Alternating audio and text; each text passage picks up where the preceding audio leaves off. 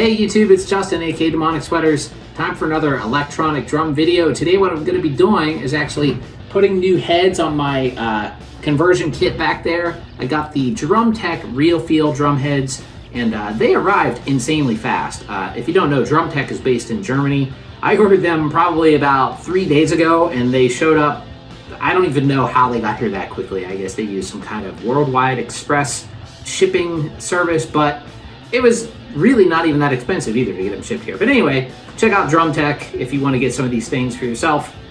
But I'm going to go ahead and put them on. I actually put them on already. I just hadn't had a chance to film this intro yet. But I started it last night, so I'm going to flash back in time and show you guys all that stuff, and then show you a little bit of playing with the Real Feel drum heads on there as well. Also, be sure to check out my record label, which is anthillrecordings.bandcamp.com. You can pick up the full drumless library, which features 35 tracks you can play along to, and that's $15. And you can check that out at anthillrecordings.bandcamp.com. The great thing about that is I update it all the time. It started with 25 songs and now has 35 songs, and if you purchase the full version, you'll get all of those updates for free. So anyway, check that link out down below, and let's go ahead and get started with this video. Let's flash back to last night when I first got the drum heads. Alright, so I'm sort of in mid-project here, but I just wanted to show you guys before I got too far along, switching out my heads to Drum-Tec Real Feel triple ply heads, and these are supposed to be some of the best electronic drum mesh heads that you can buy. And I'm gonna, well, I haven't even played them yet, but I'm just looking at them compared to what I had on there. This is a Millennium quiet head from Tommen Music, and you can see right through that thing. This is a dual ply head, but it really wasn't very good. But what you're looking at here, and why I wanted to show you this, is this is my homemade trigger device that I had on this head, and I just sort of taped. This was taped actually to the rim. That's just this extra wire here. But what this is basically just a piezo attached directly to the drum head. Now to get it to stick on there, since this is a mesh head, was actually a little bit difficult. I had to use some contact cement, as well as like a piece of a mylar head. And first I contact cemented the mylar head, piece of the mylar head, to the head itself, and then I double-sided taped the piezo to that, and then covered that in tape there. So but anyway, it worked really good. It may be ugly, but it worked really well, perfectly actually. I never got a single mistrigger with that thing, but it's kind of ugly. So what I'm going to do on this one, rather than do the same exact thing, is I have this, shoot, I just dropped a bunch of crap out of the package. I'll have to look for that. But this is a Pintech RS5, which is essentially the same kind of thing. This is just a piezo that sticks right to the head itself. Now, I don't know, I highly doubt that two-sided tape is going to be sticky enough to stick to the mesh. But I'm going to try it first. We'll see how that works. But the reason why I go with this kind of, thing on the bass drum rather than a, clamp-on external trigger or even an internal trigger. Well, to answer the second question first, the reason why I don't use internal triggers is because I don't want to modify my drums at all. I like to keep them, 100% acoustic. If I need to, I could just take everything off and switch them back to acoustic. Now, the reason why I think it's better to have it attached to the head itself, especially on the bass drum, is because it only picks up, when you strike the head. It doesn't pick up the vibrations. Like say if you have something attached to the rim, if you hit that kick drum really hard, the head, isn't connected to the trigger itself, and you can end up with like double triggers and mistriggers and weird things like that on all the brands. I've tried pretty much everything. I've tried the Rolands, I've tried the Yamahas, I've tried the D-drums, and nothing worked as good as my homemade trigger. So I'm going to try this, and hopefully it'll stick, and it'll just look nice and clean. Oops, so I don't have to, add anything else. But if it doesn't, I kind of have an idea how to do it a little bit cleaner than I did on that one. I'll probably just, use the the contact cement method again, and just do a very small piece of mylar on there, and then that should stick right to that with no problem. So that'll look much better than that. So anyway, I'm gonna go ahead and finish setting this up, and then I'm gonna put Real Feel Drum-Tec Real Feel heads on the rest of the kit. And these things, you know, hopefully will bring the volume down even more and make them feel less bouncy and more like real drums. And that looks really good. And I ordered all black ones first, but luckily I caught the order before it went out and switched them to all white. And the reason being is, you know, I kind of like the way black looks, but I use black drumsticks, and, you know, with black cymbals and a black background sometimes, I was thinking that you might not be able to see my sticks hitting the drums very well in the videos. So, and plus black beaters on the bass drum pedal. And so I was thinking it'd be much better to have the white heads just so you guys could see when I'm doing the streams and the videos what I'm doing a little bit better. Anyway, I'm going to continue here. All right, I ran into a little problem, and that problem being is this cable is a little bit too short. What I would like to do is have this mounted with that little clip here on the lug, and have this in the same position where I had the other one, which is about here. And it does kind of look like it'll reach, but actually it doesn't. I can't really show you because I'm holding it, but I tried putting it on there. It's just a little bit too short. It actually ends up making this stick very close to the edge and putting quite a bit of pressure on the cable. So I'm not going to go with that right now. What I'm going to do actually first is actually try a Yamaha external trigger, because that one, like I said, I had tried it before, but that was before when I had this head on there, and that head is awful bouncy, so maybe this one will work better. So I'm going to go ahead and try the Yamaha trigger, and if that doesn't work good, then I'll figure something else out to use this. I mean, I could always use two-sided tape, you know, to stick it on the inside here on the edge like that, which I thought about too, but the thing is I just want to make it more clean and look better than it had in the past. So the Yamaha trigger, let me just grab it so you guys can see, looks great actually. This thing is right here. These are like by far the nicest looking triggers on the market by Yamaha. The problem with them is the foam they use is very soft. So, but we'll see. Maybe with the 3-ply head, it'll work better than it did in the past. So I'll give it a shot.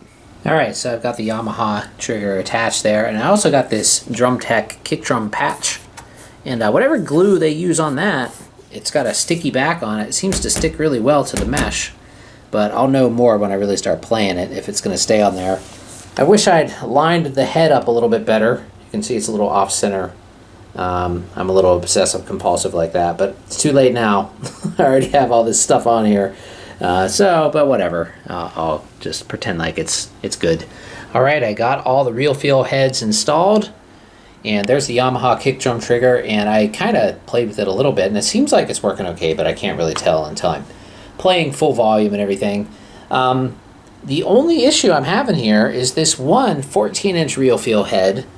Strangely, the metal hoop of the head is a little bit too large to fit inside of my rim of my drum. So I didn't have this issue with any of the other heads, and it's only on this one, and I'm thinking it just might be a defective, 14-inch. So I just sent Drum-Tec a message to see if they could send a replacement. I'm waiting to hear back from them. I mean, it'll work this way.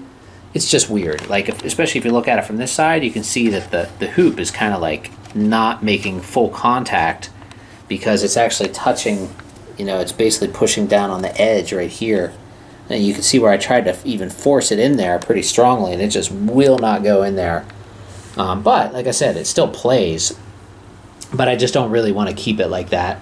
It might warp my hoop, and I didn't have any other issues with any of the other heads that I had on this drum previously. So, but I'm going to keep it on there for now until I hear back from Drum-Tec and see if I can get another one sent out and get that replaced. So hopefully I'll get that soon. But in the meantime, I think it should be okay temporarily.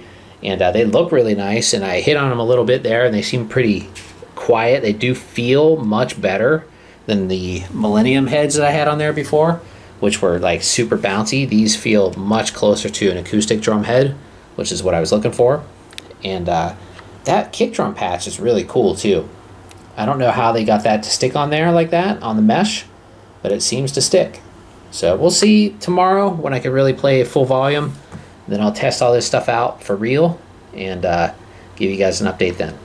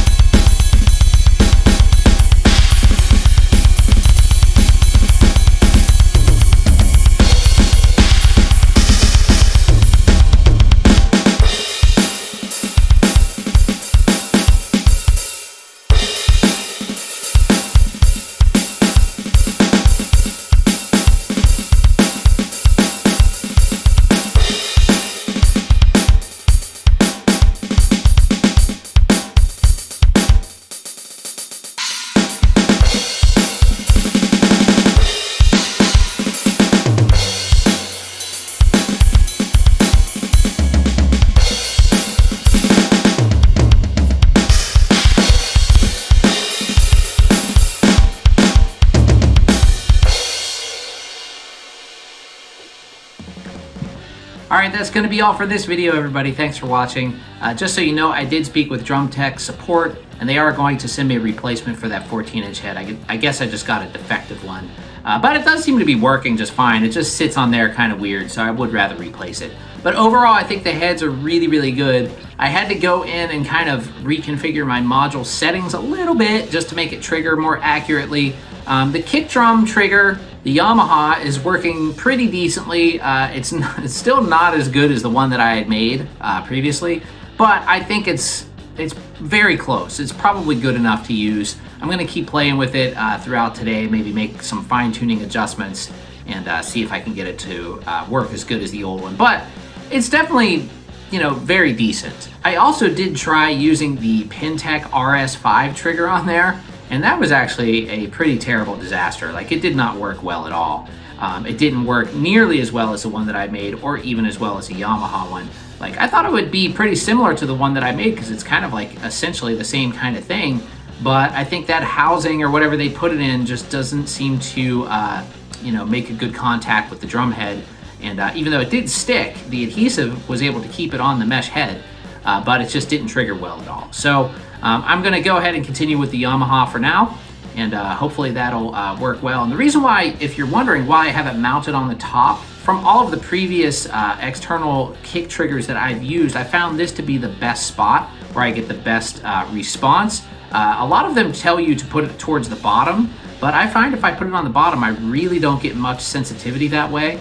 And it also seems to be not in balance between the two beaters, so I try to position it where it's kind of like in between the two bass drum beaters, so that way they're both even sounding.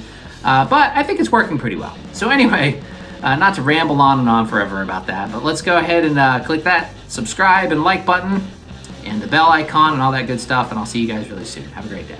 Later.